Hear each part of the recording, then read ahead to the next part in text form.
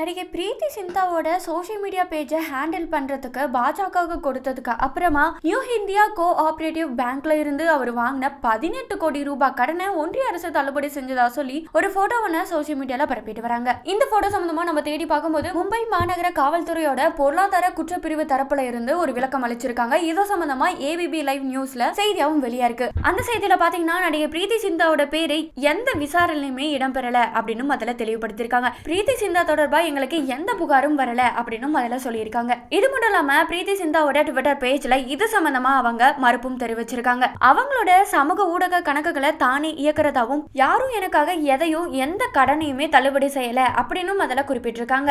இது மட்டும் இல்லாம 10 வருஷத்துக்கு முன்னாடி கடன் வாங்கினதை இப்ப ஃபுல்லாமே பே பண்ணியாச்சு அப்படின்னும் இது தவறான புரிதல் ஏற்படாம இருக்க உதவும் அப்படின்னு நம்புறேன் அப்படின்னு வெட்டுவனு போட்டிருக்காங்க. சோ இதுல இருந்து நமக்கு என்ன தெரியுதுன்னா வரக்கூடிய தகவல் உண்மையானதல்ல அப்படின்றத புரிஞ்சுக்க முடியுது. நீங்க உண்மையை தெரிஞ்சுக்க யூடியூனை சப்ஸ்கிரைப் பண்ணுங்க.